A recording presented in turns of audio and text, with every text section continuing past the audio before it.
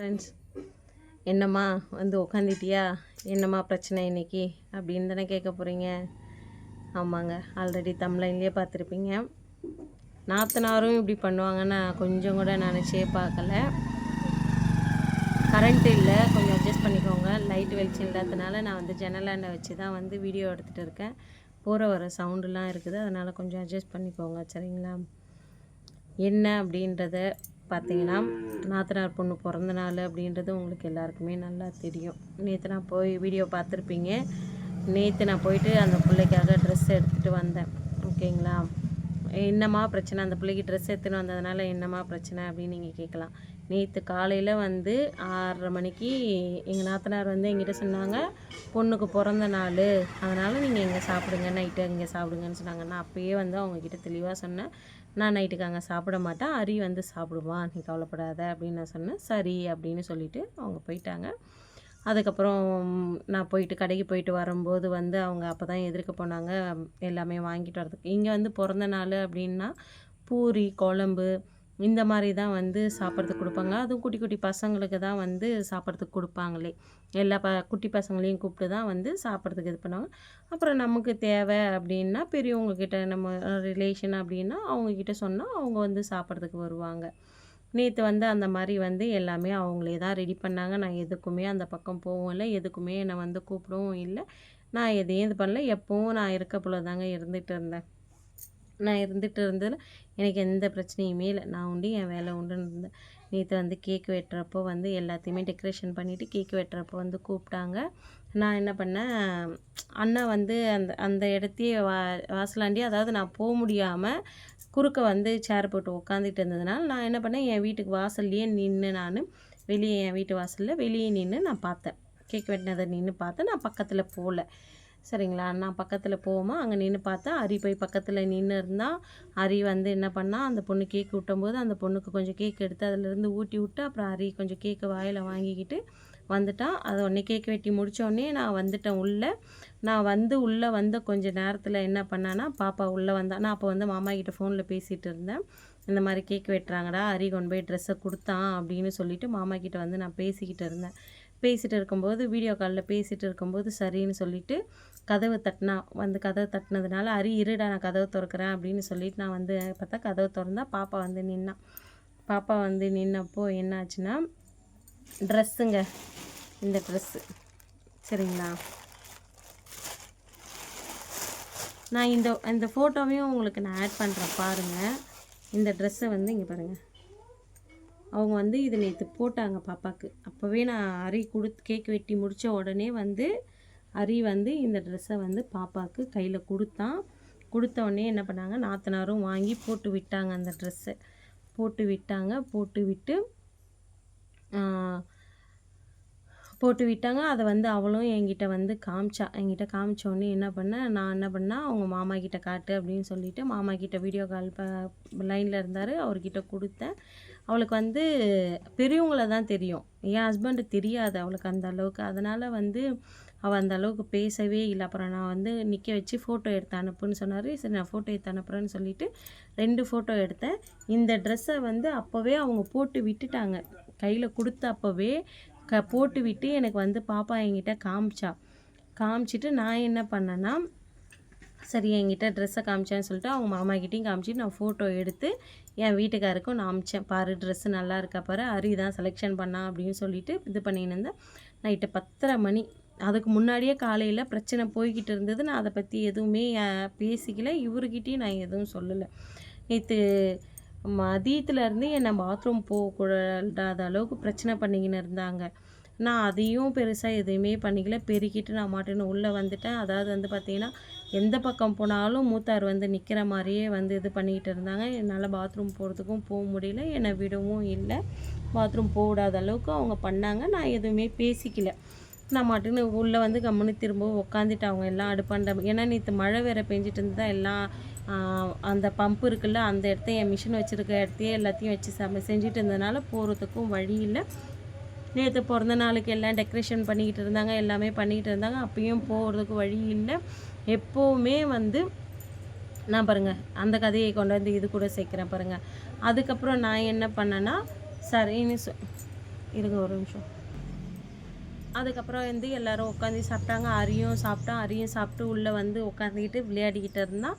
அதுக்கப்புறம் நான் மட்டும் மாமா கிட்ட ஃபோன் பேசிகிட்டு இருந்தேன். ஃபோன் பேசிவிட்டு நைட்டு 10:30 மணி கரெக்டாக 10:35 ஆயிடுச்சு. மாமாவும் சாப்பிட்டு படுத்துட்டாங்க. 10:35க்கு வந்து எங்கள் நாத்தனார், நான் லைட்லாம் ஆஃப் பண்ணிட்டு படுத்துட்டேன். எங்கள் நாத்தனார் வந்து கதவை தட்டினாங்க. நான் எழுந்திரிச்சு போய் கதவை திறந்தேன். திறந்து வந்து சாப்பிட்டியான்னு கேட்டாங்க. நான் சொன்னேன் சாப்பிட்டுட்டேன் அப்படின்ட்டு சொன்னேன். அவ்வளோதான். சாப்பிட்டியான்னு கேட்டாங்க. நான் சாப்பிட்டுட்டேன் என் வீட்டில் நான் சாப்பிட்டுட்டேன் அப்படின்னு சொன்னோடனே, நான் எடுத்துகிட்டு வந்து கொடுக்கவானும் அவங்க என்னை கேட்கல. நீ வா சாப்பிடணும் அவங்க என்னை கேட்கல. அவங்க என்னை கேட்ட கேள்வி சாப்பிட்டுட்டியான்னு கேட்டாங்க. நான் சாப்பிட்டுட்டேன்னு சொன்னேன். அவங்க எல்லாருக்கும் உட்கார வச்சு என் வாசல்லேருந்து அவங்க ஓரோத்தி வாசல் வரைக்கும் உட்கார வச்சு பாய் போட்டு உட்கார வச்சு எல்லோரும் சாப்பிட்டாங்க. வந்தவங்க அத்தனை பேர் சாப்பிட்டாங்க, கொண்டாங்க, போனாங்க. என்னை இவங்க வந்து எடுத்துன்னு வந்து நான் வந்து காலையிலேயே அவங்கக்கிட்ட சொல்லிட்டேன் நான் சாப்பிட மாட்டேன் அப்படின்னு சொல்லிட்டு. சரி, அதனால் வந்து இவங்க கூப்பிட்றாங்க. அவங்களுக்குள்ள என்ன நடந்தது ஏது நடந்தது சத்தியமாக எனக்கு தெரியாது. சரிங்களா? அவங்க இப்படி பண்ணுவாங்கன்னு நான் நினச்சும் பார்க்கல.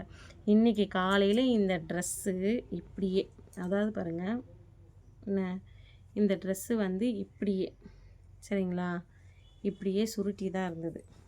ஓகேங்களா? இப்படியே சுருட்டி இந்த கவருக்குள்ளே வச்சு எடுத்துகிட்டு வந்து என் வண்டி மேலே வச்சுருந்தது. சரிங்களா? நானும் ரொம்ப நேரமாக என்ன இந்த கவரு காலையிலே போயிட்டாங்க. என்கிட்ட எப்பவுமே போயிட்டு வரேன்னு சொல்லுவாங்க. நான் போயிட்டு வரேன்னு கூட சொல்லலை. சரின்னு சொல்லி நான் விட்டுட்டேன். என்னடா இது ரொம்ப நேரமாக இந்த கவர் வண்டி மேலேயே வச்சுருக்காங்களே, என்ன இருக்குது அப்படின்னு சொல்லிட்டு நான் என்ன போய் அவங்க போனதுக்கப்புறம் தான் நான் போய் கதவு திறந்துட்டு போய் நான் வந்து பார்க்குறேன். அது வரைக்கும் நான் காலையில் பாத்ரூம் போகல, குளிக்கல, எந்த ஒரு வேலையுமே செய்யலை. அந்த அண்ணி ஃபோன் பண்ணி கோயிலுக்கு போகலாம் வா அப்படின்னு சொன்னப்போ கூட நான் எதுவுமே செய்யலை, நான் வரல அப்படின்னு நான் சொல்லிட்டேன். அதுக்கப்புறம் எடுத்து பார்த்தா இந்த ட்ரெஸ் அந்த கவருக்குள்ளே சுருட்டி அப்படியே என் வண்டி மேலே வச்சுருந்தது. நான் எடுத்துன்னு வந்துட்டேன். எடுத்துகிட்டு வந்து நான் என் ஹஸ்பண்டுக்கிட்ட வந்து ஃபோன் போட்டு இந்த மாதிரி வந்து நேற்று அந்த போட்ட ட்ரெஸ்ஸை உனக்கு அமிச்சேன்லப்பா, அந்த ட்ரெஸ்ஸை வந்து வச்சுட்டு போயிருக்காங்க வண்டியில், ஏன் எதுக்குன்னு எனக்கு தெரியல அப்படின்னு சொல்லி நான் இவர்கிட்ட சொல்லிட்டேன். இவரா சரி பரவாயில்ல விடு, கொடுத்துட்டாங்கல்ல, வச்சுட்டு போயிட்டாங்கல்ல, நீ எடுத்து உள்ளே வச்சுட்டு எந்த பிரச்சனையும் இல்லை, விட்டுவோம் வேலையை பாரு அப்படின்னு சொன்னார். நானும் எதுவும் அவர்கிட்ட பேசிக்கல. அதுக்கப்புறம் என்ன பண்ணார், 9 மணிக்கு இப்போ காலைல 9 மணிக்கு சாப்பாட்டுக்கு வந்தப்போ இந்த வார்த்தையை நான் அவர்கிட்ட சொல்லி முடித்தேன். அதுக்கப்புறம் இவர் என்ன பண்ணார், அவங்க தங்கச்சிக்கு ஃபோன் பண்ணி பேசியிருப்பார் பிள்ளைக்குது. நான் வந்து போய் அண்ணியை சாப்பிட கூப்பிட்டேன் வரல, என் ஹஸ்பண்ட் வந்து என்கிட்ட சண்டை போட்டார், மாமா பொண்டாட்டினா யார், அவங்களும் தானே அத்தை, அவங்க வந்து சாப்பிடல அப்படின்னும்போது நான் காலையிலே சொல்லிட்டேன், நான் சாப்பிட மாட்டாங்க அப்படின்னு சொல்லிட்டேன். என்னை மீண்டும் வந்து சாப்பிட வரலன்னா நான் என்ன பண்ணுவேன் அப்படின்னு சொல்லிட்டு நான் இவர்கிட்ட அவங்க தங்கச்சிக்கிட்ட பேசிவிட்டு அதுக்கப்புறம் என்கிட்ட பேசினதுக்கு நான் சொன்ன வார்த்தை, நான் காலையிலே சொல்லிட்டேன் சாப்பிட மாட்டேன்னு, திரும்ப வந்து நான் சாப்பிட்லன்னு சொல்லி இதை ஒரு காரணம்னு சொல்லி வச்சுட்டு போனாங்கன்னா நான் அதுக்கு ஒன்றும் பொறுப்பாக முடியாது அப்படின்னு சொல்லி நான் இவர்கிட்ட சொல்லிட்டேன். அதுக்கு இவர் சொல்கிறாரு, எல்லா பிரச்சனையுமே காரணம் நீ தான், எல்லா பிரச்சனைக்குமே காரணம் நீ தான் அப்படின்னு சொல்லிட்டு. இப்போவும் நான் ஒரு விஷயம் உங்ககிட்ட நல்லா சொல்கிறேன், நல்லா புரிஞ்சுக்கோங்க. இந்த வீடியோ கண்டென்ட்டுக்காகவோ இல்லை வியூவர்ஸுக்காகவோ எதுக்காகவுமே கிடையாது. ஓகேங்களா? என்னுடைய முடிவை நான் தெளிவாக எடுத்துகிட்டு இருக்கேன். இன்றைக்கி நான் இந்த வீடியோ அப்லோட் பண்ணிவிட்டு இதுக்கு அடுத்தது நான் என் அப்பா அம்மா கிட்ட பேச போகிறேன் இன்றைக்கி. ஓகேங்களா? நான் எவ்வளோ பேசி பார்த்துட்டேன். பேசினதில் இவர் சொன்ன ஒரே வார்த்தை, வீடு தனியாக போயிட்டா பிரச்சனை இல்லை, வீடு தனியாக போயிட்டா பிரச்சனை இல்லை, வீடு தனியாக போயிட்டா பிரச்சனை இல்லை. இந்த ஒரு வார்த்தை மட்டும்தான் இவர் வாயிலிருந்து வருது. என்ன இது வந்து இன்றைக்கி நாளைக்கு நாளன்னைக்கு முடிஞ்சு போகிற கதை கிடையாது. இது லைஃப் லாங் போகிற வாழ்க்கை இது. என்ன இந்த லைஃப் லாங் போகிற வாழ்க்கையில் மேலும் மேலும் மேலும் எனக்கு பிரச்சனைன்னு இருந்தால் நான் வாழறதா வாழாமல் போகிறதான்ற முடிவும் எனக்கு தெரியல. என்ன நான் எடுத்திருக்க முடிவு சரியாக தப்பானும் எனக்கு தெரியல. நான் பேசின வரைக்கும் என்ன அவரே நீங்கள் தான் இருக்கணுன்ட்டார். என்னால் முடியாதுன்னு நான் சொல்லிட்டேன். நான் இப்போவும் சொல்கிறேன், நான் இந்த வீடியோ கண்டென்ட்டுக்காக போடலை. இது வரைக்கும் நான் என் மாமனார் மாமியாரை தான் சொல்லியிருக்கேன். இது வரைக்கும் நான் என் நாத்தனாருங்களை நான் எதையும் சொன்னது கிடையாது. இந்த ட்ரெஸ்ஸு போட்ட ஃபோட்டோவை கூட நான் உங்களுக்கு அனுப்புகிறேன், இதில் காட்டுறேன் பாருங்கள். என்ன அந்த ஃபோட்டோவில் நம்ம வீட்டுக்குள்ளே நின்று தான் கிச்சன் மேலே நின்று இருப்பான், பாப்பா கீழே நின்று இருப்பா, நின்று எடுத்தது. அப்போவே அவங்க அந்த ட்ரெஸ்ஸை போட்டு இது பண்ணாங்க. ஓகேவா? அவங்களுக்குள்ளே என்ன பேசுனாங்க கொண்டாங்கன்னு எனக்கு சத்தியமாக தெரியாதும்மா, கடவுளுக்கு தான் தெரியும். ஆனால் இதை நான் கண்டென்ட்டுக்காக போடல. இதுக்கப்புறமும் நான் கரெக்டான முடிவு என்னுடைய வாழ்க்கைக்காக நான் எடுக்கலைன்னா என்ன மாதிரி ஒரு முட்டாள் யாரும் இருக்க மாட்டாங்க. நான் என் அப்பா அம்மா கிட்ட பேச போகிறேன் இன்றைக்கி. என் அப்பா அம்மா என்ன பதில் சொல்கிறாங்கன்றத நான் அதுக்கப்புறம் முடிவு பண்ணிவிட்டு நான் என்ன பண்ண போகிறேன் அப்படின்றதையும் சொல்கிறேன். இதுக்கப்புறம் என்னால் இந்த இடத்த இருக்க முடியாது. சரிங்களா? நீங்கள் யார் எப்படி யோசிச்சாலும் சரி, இதுக்கப்புறம் என்னால் இங்கே இருக்க முடியாது. இதுக்கப்புறம் நான் வந்து என்னுடைய லைஃபு முடிஞ்சு போச்சு. என்ன, இதுக்கப்புறம் நான் அவனுடைய ஃப்யூச்சரை தான் பார்க்கணும். அவனுக்காக எது கரெக்டு எது தப்பு அப்படின்றத தான் பார்க்கணும் நான். அதை விட்டுட்டு நான் வந்து இன்னும் என் ஹஸ்பண்டுக்காகன்னு சொல்லி நான் இங்கேயே உட்காந்துக்கின்னு அவருக்காகவே நான் எல்லாத்தையும் பார்த்துன்னு இருந்தேன்னா நான் என்னை இழந்துருவேன். என் பிள்ளை அம்மாவை இழந்துருவான் என்ன.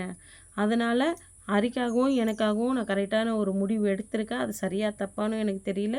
இன்னும் நான் 2-3 நாள் டைம் எடுத்து இது எல்லாமே எனக்கு கரெக்டாக வருமான்ற முடிவு பண்ணி எல்லாத்தையும் யோசித்து நான் முடிவு பண்ணி கரெக்டான முடிவு எடுத்து நான் தமிழ்நாட்டுக்கு கிளம்புற முடிவில் இருப்பேன். சரிங்களா? Bye friends.